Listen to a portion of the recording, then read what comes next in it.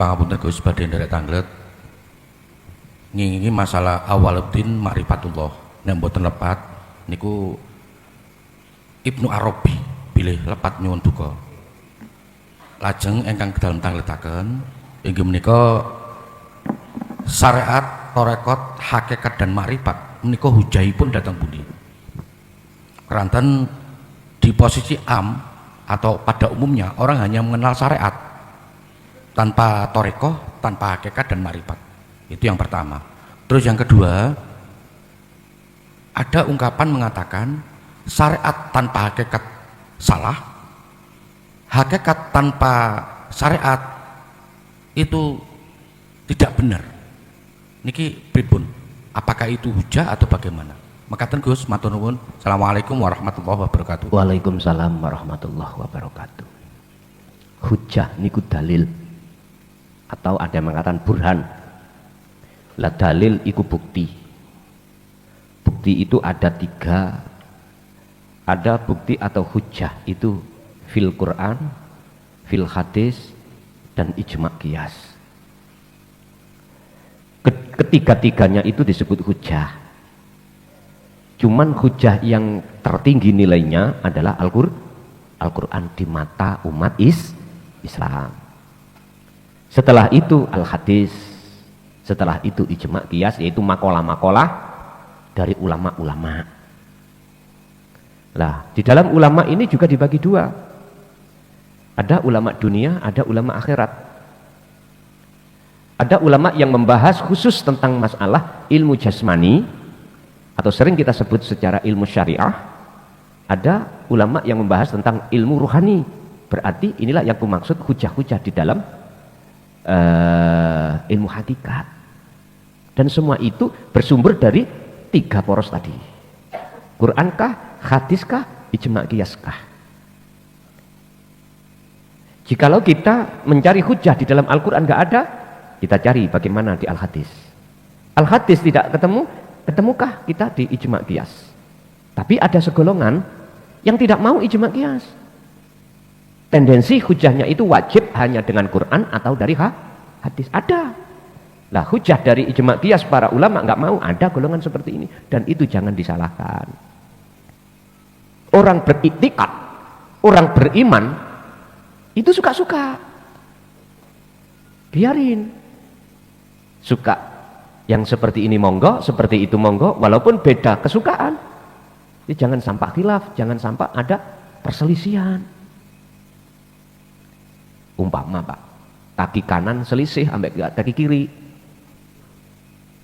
Kaki kiri ngomong, "Nan, ojo awakmu terus ae gantian, ojo aku ae sik gantian, mbok 10 meter gantian." Misalnya ngono. Ya apa tadi ini?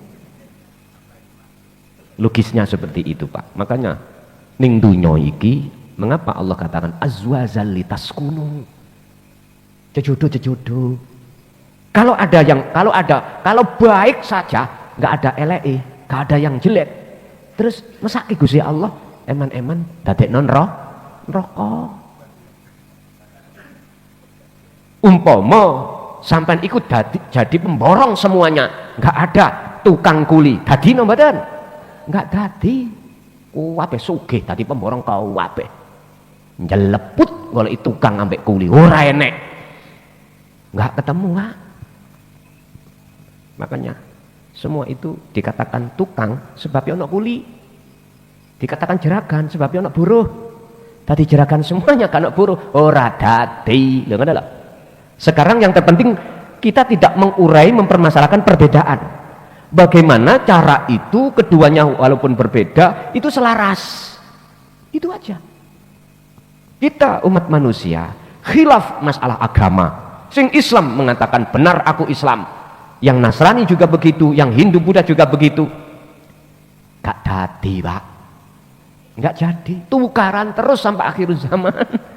Biar selaras, bertauhidlah, bertuhanlah, baru Anda tidak akan pernah saling caci mencaci.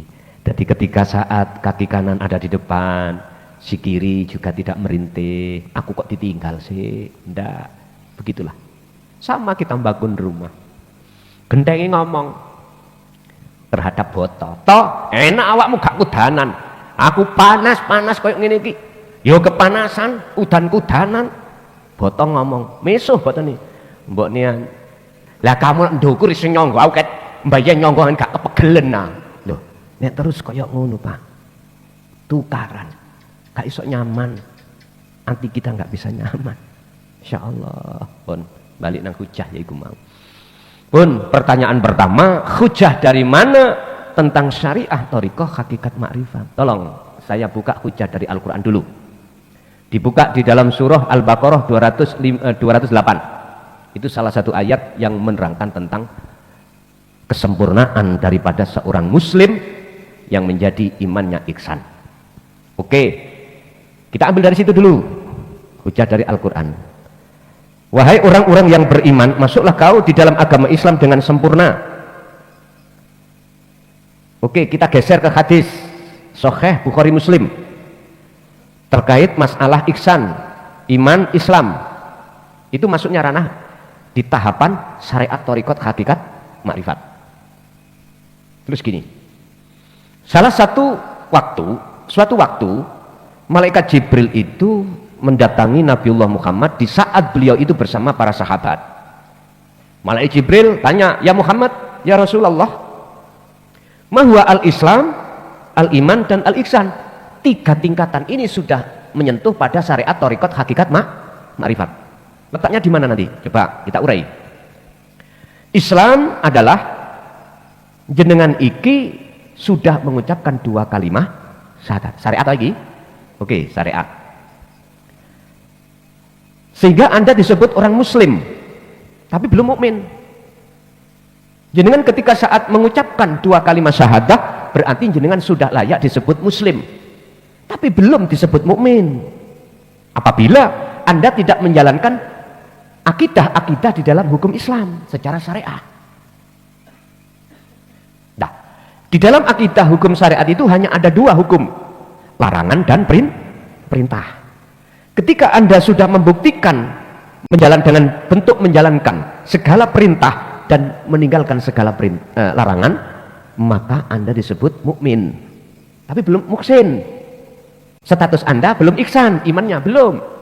Anda tiap hari menjalankan perintah, kewajiban sholat, iman Anda belum ihsan. Apa sih ihsan itu? Imanul haq, di dalamnya disebut ihsan. Iman sing ihsan adalah imanul haq, iman yang benar. Artinya dalam hati Anda sudah tidak ada gambar selain Allah wujudi. Ini ihsan. Loh, ketika Anda melaksanakan perintah dan meninggalkan larangan, tidak Anda rasa kalau Anda itu sudah jatuh di thariqah. Apa sih thariqah itu? Jalan. Sholat. Nama sholat itu sebuah fasilitas jalan yang Allah berikan. Tinggal kita sholat itu, hatimu itu berjalan kemana? Sudahkah hatimu berhakikat iktikadnya atau belum? Kalau belum, maka kita berputar-putar di dunia thariqah. Ojo mangkel dulur. Makanya tadi awal saya katakan, kalau Anda berputar-putar di dalam karomah itu, di dalam alam kasaf, mentok-mentoki kasaf itu, Allah buka terhadap persoalan takdir yang akan terjadi dan atau mengetahui semua kerentak isi hati seseorang. Ini putaran di dunia kasaf. Belum. Saya tidak berbicara thariqah di luar sana loh Pak ya. Yang pada umumnya mengatakan thariqah al-mu'tabaroh. Dikatakan al-mu'tabaroh, sanadnya ini sambung sampai Rasulullah. Miturut pandangan beliau-beliau. Yang katanya jikalau ikut thariqah mu'tabaroh, sanad yang tersambung pada Allah pasti akan bisa wusul pada Allah. Aku takok, iya apa ora bukti ini yang sampean? Ojo dijawab lesan, jawab ning atimu dewi. Nek sampean jawab lesan geger. Wis tak gegeran. Kasare Gus. Nyun sewu, aku gak kasar. Aku mengatakan yang sebenarnya. Ojo tersinggung sampean. Temen ojo tersinggung. Ingat, saya berani mengatakan ini semata-mata saya sayang padamu. Aku nggak ingin kau terus berputar-putar di dalam dunia kasaf. Nggak pengen. Itu kalau toh Anda menerima. Kalau enggak, ya terserah panjenengan. Model cacianmu terhadap kuilo enggak akan bekas. Enggak akan menjadikan saya berhenti untuk menyerukan risalah ini. Enggak akan berhenti. Walaupun kau membenci aku disebabkan sesuatu hal, enggak akan pernah aku berhenti sebelum kami bongkok. Bisa ngerti bongkok, amin? Al-maut bahasa Inggris is dead. Nah, mang oleh ngapalno mang is dead. Apa dead? Ternyata kita tidak menyadari selama ini kita sudah bertoriko. Rasulullah, saya tak takoi, torikonya apa? Torikonya apa? Kalau boleh aku jawab, semua ibadah murni atau tidak murni itulah toriko beliau. Berhubung beliau itu sallu kama ra'aitumuni usolli, ruhaniyahnya itu terjaga, ruhaniyah itu berhakikat, maka mesti beliau itu makrifat pada Allah. Inilah yang kusebut dalam materi tadi, al-arifun. Bagi orang yang makrifat itu la ta'thiru mahmud wa ta'thiru mamdud. Apa? Pujaan atau cacian buat beliau itu enggak bekas. Li'annahu, karena sesungguhnya beliau itu hatinya itu apa? Melihat Allahnya, tidak melihat makhluk itu beliau. Beda dengan Nabi Yunus, beda pol. Ketika saat ajaran beliau itu ditolak, beliau berhenti tidak mau menyampaikan dan tinggalkan kaum itu dengan hati yang gerutu, medongkol. Inilah Pak alasan mengapa Rasulullah dipercaya oleh Allah sebagai salah satu nabi atau rasul yang berhak untuk membawa syafaat untuk ini persoalan nih. Sebelum jenengan mencaci aku ya, aku wis tahu dadi wong sing wajib dicaci, blenger. Jenengan iku ngelokno aku wong gendeng. Aku wis tahu. Jawabku mek ngene. Lho, lagi ero ta aku nek tahu gendeng. Penak tau jawabku? Penak tol. Itulah thariqah. Hakikatnya mana? Yang disebut hakikat. Udkhulu do mlebu sira kabeh fisilmi ing dalam agama Islam kafahalih sampurna. Nah ini kesempurnaan Islam itu di dalam agama Islam itu dititik beratkan barometernya itu adalah makom jenengan sudah makrifat. Kalau bicara iman sudah ihsan, ini baru sempurna. Sehingga setelah ayat ini Allah katakan wala tattabi'u, janganlah kau mengikuti khutuwati syaitan ing ajak-ajaki nafsu dalam dirimu meninggalkan aku, kata Allah. Sebab innahu sak temene setan lakum kedue sira kabeh iku aduun mungsuh mubinun kang nyata. Akumu iku lho mungsuhmu. Jinakno. Otomatis Anda harus mengkawinkan ilmu tauhid yang sudah Anda paham dengan laku. Disebut kholwat iku wajib. Buahnya adalah ihsan. Dengan begitu hatimu tidak akan mudah untuk memandang sumber persoalan datangnya dari makhluk. Kok angel ta? Lu durung-durung wis takok ngono. Lakenono sik, lakenono. Lakonono dhisik. Lakonono sik. Engko lah sing tadine membayang-bayang nyawakmu berat, enggak tadi berat. Itu. Inilah cara untuk mengubah karakter hati kita yang asalnya karakter kita selalu hati maksiat pada Allah, akhirnya menjadi karakter hati selalu taat. Wis hadisin di iku mang lak Qur'ane. Oke, Bos. Tentang masalah ihsan. Ya. Thariqah tadi sudah saya jabarkan. Hakikat adalah ilmu itu tadi sudah saya jabarkan. Ma'rifati udah. Rasulullah berkata yang disebut ihsan adalah antakbudallaha ka'annaka lahu taroh. Sahih. Dikatakan kau sudah sampai pada puncak ihsan apabila ketika kau ini menyembah pada Allah, menyembah pada Tuhanmu. Di situ dikatakan seakan-akan kau ini bisa melihat wujudnya Allah. Loh, bahasanya ka'annaka, seakan-akan. Artinya disebut makrifat itu bukan si hamba bisa melihat wujudnya Allah, bukan. Maksudnya di situ adalah yang melihat yang wujud sendiri. Setelah Anda kehilangan rasa rumangsa, Anda kali makhluk ini wujud, baru disitulah yang disebut ihsan. Sopo iki sing gak sumpek ya atiku anakku. Misalnya sumpek gara-gara anak tidak nganut, lah ngoten nggih. Nah, sumpek kok kayak dhewe. Mengapa kita harus memandang makhluknya berupa anak? Dengan begitu kita akan jatuh sumpek. Allah kan sudah memberikan jawaban. Nek kui Anda ingin hilang sumpek di dadamu, pandanglah aku. Ta'ali mrinyo, kata Allah, pandangan aku. Jangan kau lari dariku. Fafirru ilallah. Lekas larilah kau menuju dan bertemu Allahmu. Sebab Pak nyun sewu, anak, harta, bondo, mengapa Allah dalam salah satu ayat mengatakan sebagai bahan bakar api neraka? Karena saat itu kita memandang anaknya makhluk, memandang harta makhluk. Di dunia sudah kelihatan kok Pak, susah kita. Apalagi setelah kita meninggal, akhirnya menjadi barzah pada kita, penghalang.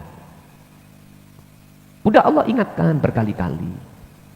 Enak ngomong Gus, bayen Pak ngomong kabeh enak. Lah kita kalau tidak prigel laku, apa prigel itu? Terbiasa laku, bahkan tidak mau laku. Mana kemajuan? Nggak ada kemajuan. Kita hanya bicara ilmu aja, nggak laku. Percuma tak bergun. Percuma. Kalau nggak ada peningkatan untuk beramal. Udah. Jadi kalau kami ditanya mana hujahnya itu dari Quran juga ada. Tapi dalam surah Al-Baqarah 208 tadi tidak semerta-merta ditulis syariat, thariqah, hakikat, ma'rifat. Enggak. Kalau Anda memang betul-betul ingin tahu tulisan itu muncul, buka di dalam Al-Quranul Qadim. Baru jelas Anda. Inilah dalil atau burhan hujah. Sebagaimana beliau Rasulullah lakukan dan perintahkan, ajarkan terhadap kita sebagai umat. Kan ada yang tanya, mana buktinya kalau Rasulullah itu dulu menyampaikan tentang apa yang kau sampaikan, Son? Jawabku sederhana, apakah kau tidak pernah melihat Quran di dalam surah Al-Anbiya ayat 25? Apakah itu tidak cukup bukti kalau Rasulullah juga menyampaikan risalah ini? Saya mikir dan saya jawab secara logis ajalah. Andai kata tidak muncul ayat ini, andai kata tidak muncul ayat ini, itu bisa dikatakan pertanda Rasulullah tidak menyampaikan risalah.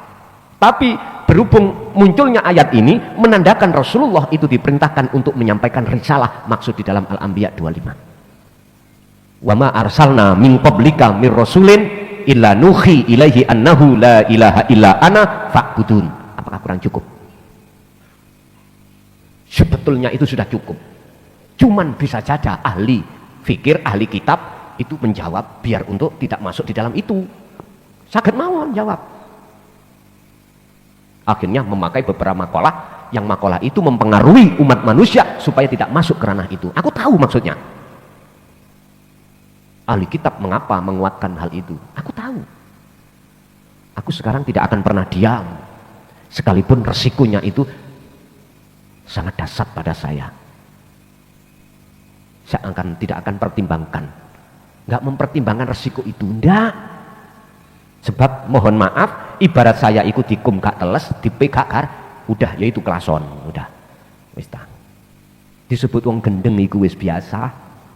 Disebut orang sampel gak waras itu sudah biasa. Sudah dicaci dimaki itu segonjangan. Udah. Saya terima kok. Aku nggak akan menyalahkan kamu, enggak. Itu proses panjenengan. Mboten napa-napa. Jangan jenengan itu terus, aku kok gak di ngapura, enggak, tetap tak ngapura. walaupun nggak pernah ketemu, jenengan gerutu di dalam hati dan mengatakan bahwasanya saya adalah tergolong ulama usu. Aku lo duduk ulama, aku podo awakmu. Ndak. Disitulah. Mboten napa-napa, tak ngapura. Jangan khawatir. Cuman satu hal yang menjadi persoalan kami selama kami hidup sampai mati nanti, kaifa ummati, sudahkah umat ini sampai pada Allah ataukah belum? Hanya itu. Makanya wasiat kami yang terakhir sebelum kami meninggal cuman satu, wa'tasimu bihablillahi jami'a wala tafarraqu, pegang teguh hatimu dengan tali Allah, wala tafarraqu, janganlah kau pisahkan hatimu dari zikir itu. Udah cukup. Masalahnya saya sendiri, ya gak mungkin lah akan di dunia selama-lama, enggak mungkin. Suatu saat entah Allah memberikan saya umur berapa, itu urusan Allah. Sekalipun kami rindu akan hal itu, jikalau hal itu tidak Allah datangkan, ya belum mengalami. Walaupun kita tidak rindu dengan hal itu, kalau sudah waktunya pasti akan Allah jemput. Udah. Contoh banyak. Saudara kita kemarin umur hanya berapa? 24. Cuman aja Allah melewatkan kematian lewat jalan kecelakaan. Apakah jalan kecelakaan itu kita harus mengikuti pandangan orang umum? Jangan. Tidak. Ingatkah Anda cerita Bapak Syekh Abdul Qadir Jailani? Oleh karena rasa rindu untuk kematian lekas, beliau tempuh, bukan bunuh diri, tapi dia ingin nyeblokkan diri, menjatuhkan diri dari atas pohon yang sangat tinggi turun ke bawah. Tapi ketika saat Allah belum menentukan kematiannya, ada rombongan burung emprit peking itu di bawahnya, akhirnya jatuhnya pelan. Ternyata kematian nih setelah beliau itu kumpul dengan seorang putri raja, dia meninggal di pangkuan istri. Nih, tapi beliau sudah menanam janin di dalam kandungan seorang istri yang salihah, muncullah namanya Syekh Abdul Jailani Abdul Qadir Muhammad bin Muhammad Al-Jilani. Udah. Kayak apa kan ini? Jadi nggak usah dipikir masalah kui. Yang menjadi pikiran pokok kita, hati pikir pokok, bukan pikir akal. Pikiran pokok adalah bagaimana jenengan ini terus melatih diri untuk berzikir, hanya itu. Gak ada yang lain. Jelas hujah di dalam masalah syariat thariqat hakikat makrifat sudah tertuang. Yang kedua, ada makalah yang mengatakan asyariatu bila hakikatin batal, al hakikatu bila syariatin dolalah, salah. Saya tidak menyalahkan makalah itu, biar Anda paham. Saya urai itu dari sudut pandang mana, ini biar paham. Syariat tanpa hakikat batal. Artinya ketika Anda ini melakukan hukum syariat apapun di mata Allah ya, itu dikatakan batal dikarenakan ruhaniyah kita menghadap selain Allah.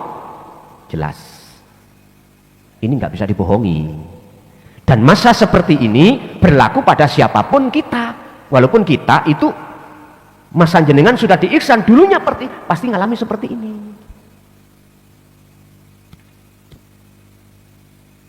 Setelah Anda membeli baju di toko bersih, baunya wangi, jenengan pakai, lama-lamaan kecut bajunya ya, penuh dengan bolot, kotoran. Kemana barangnya? Harus dicuci.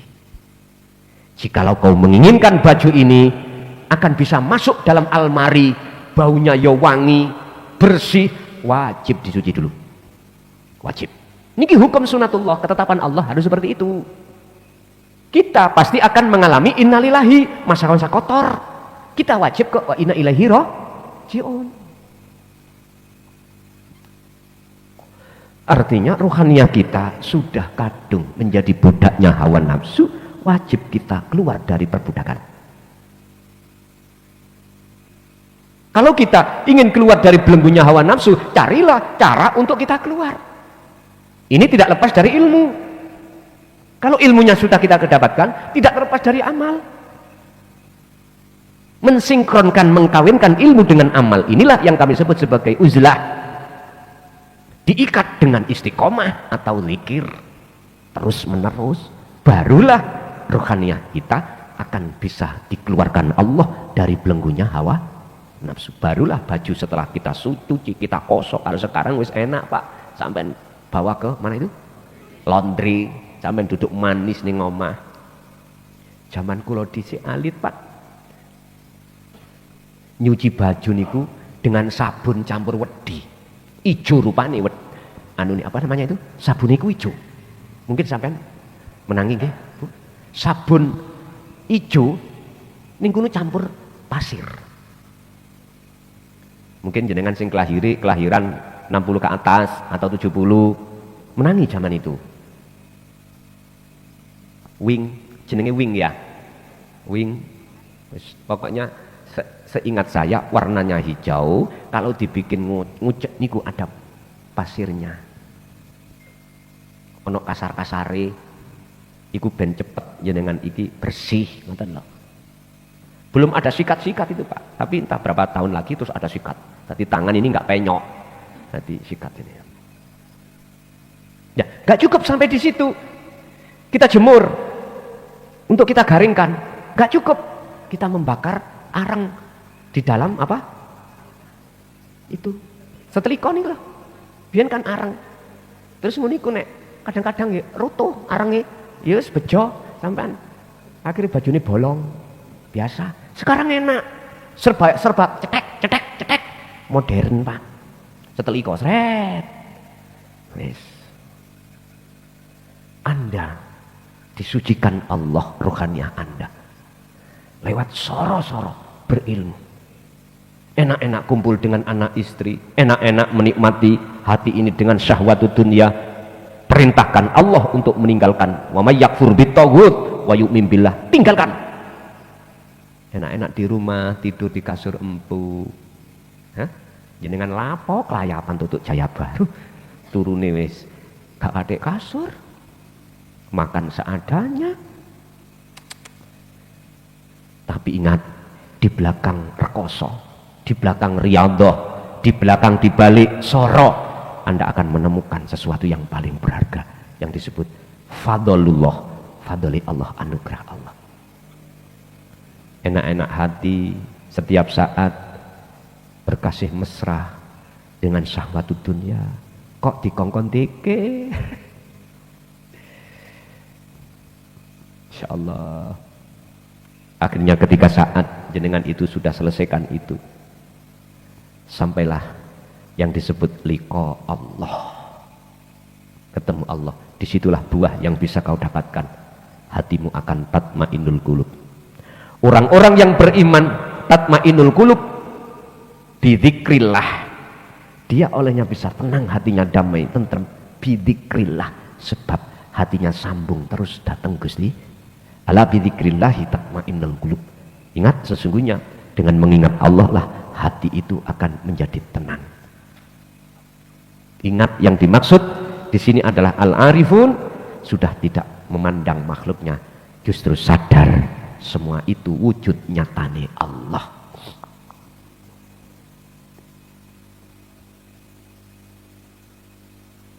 Orang yang melakukan syariat saja tanpa hakikat batal, di mata Allah tak ternilai. Ini dari pandangan hakikat, kacamata hakikat, bukan kacamata syariat. Kalau kacamata syariat, insya Allah diterima. Langat deh.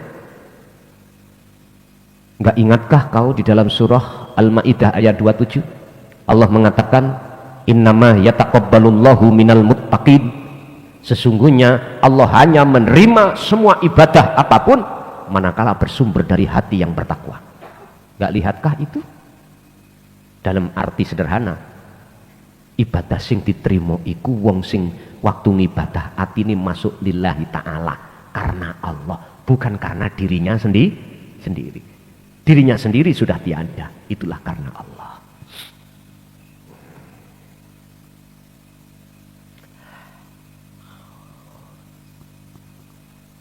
Satu. Yang dua, al-haqiqatu bila syariah dhalalah. Ini menurut pandangan kacamata syariat. Orang yang melakukan hukum hakikat tanpa syariat, dhalalah, tersesat.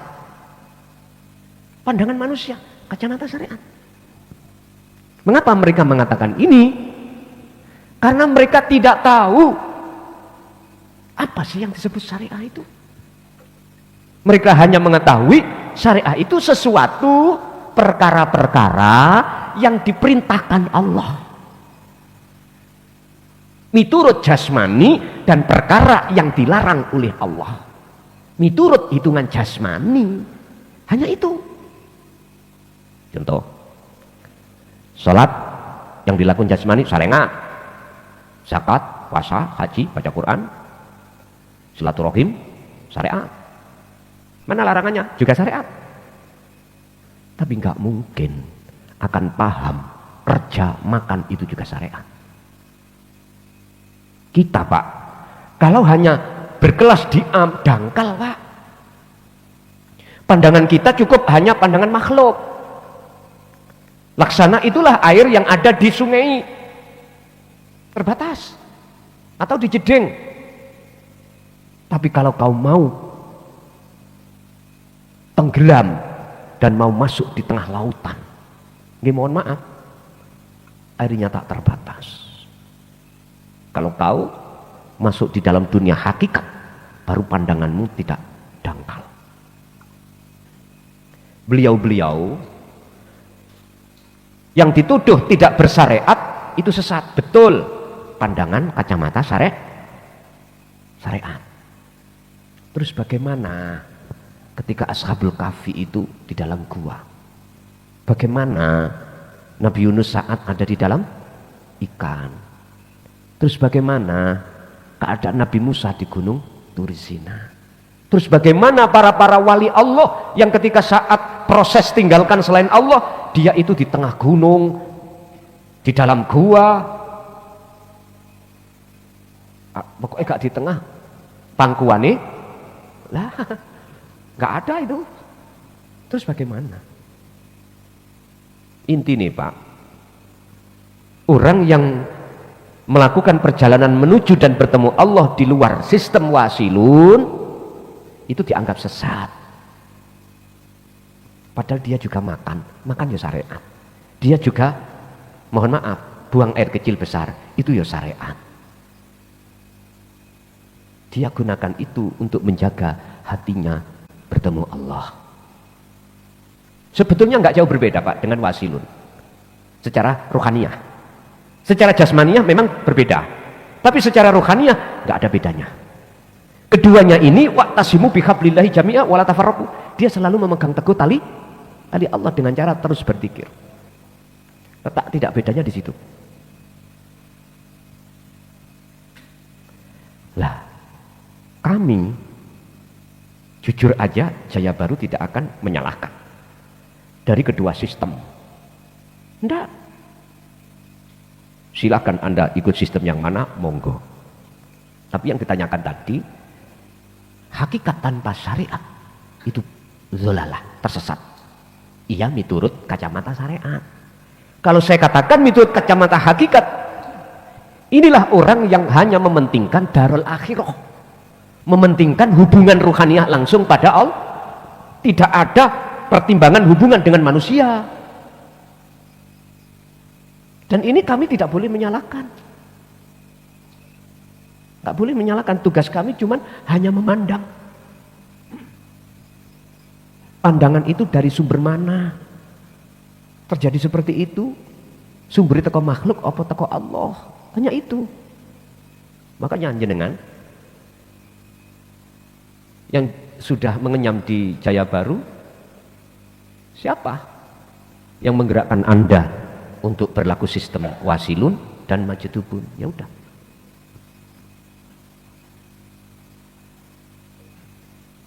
Jadi kalau pandangan hakikat dengan makalah yang kedua ini, al-haqiqatu bila syariah, no problem.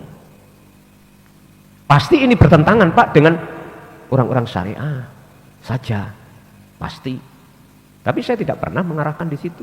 Saenakmu, saenakmu.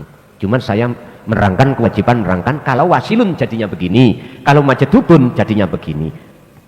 Kau tinggal pilih yang mana. Terserah. Betty Vera wis ngomong, aku milih sing teng.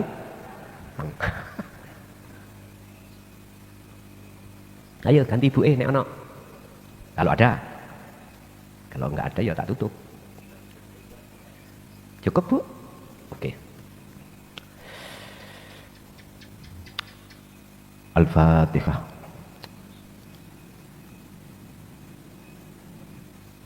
Akhirul kalam. Assalamualaikum warahmatullahi wabarakatuh.